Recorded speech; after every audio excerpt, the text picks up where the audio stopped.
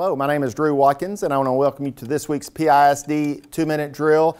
This week I want to highlight one of the more commonly asked questions regarding the upcoming bond issue that's on the horizon for us, and that is, I know you've been saying that the tax rate is $1.67, and regardless of the outcome of the election, it'll stay $1.67. If that's the case, how do you actually access the $1.3 billion if the tax rate stays the same? That's a great question. It can be confusing, but the tax rate itself is applied to new value. So everyone moving into Prosper, essentially after today, all the new homes, all the new businesses moving in the future, the rate's applied to those homes, and that's where that value comes from. That's what gives us the ability to sell additional bonds against that value. So that's why the tax rate stays the same. Now, many people with our growth, a lot of people moving from all over the country to Prosper. So different states might have different rules on bonds and how they're paid for and everything else. So that's why we wanted to explain a little bit further in terms of how it is in Texas.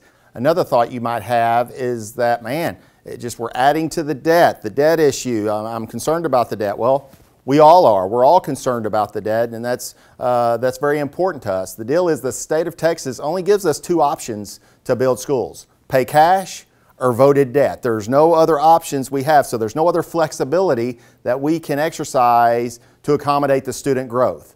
We obviously don't have the cash to be able to build all these schools, so the only viable option is voted debt, and that's where everybody in the community comes into play in terms of us having a bond election. $1.67 is the cap.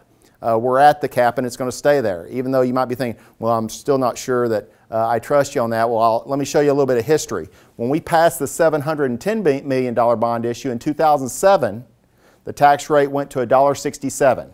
Actually went down because the law changed to $1.67. And as we sold over time that $710 million in bonds, you can see that the tax rate stayed the same at $1.67, and the bonds were acquired through the new value of growth and development.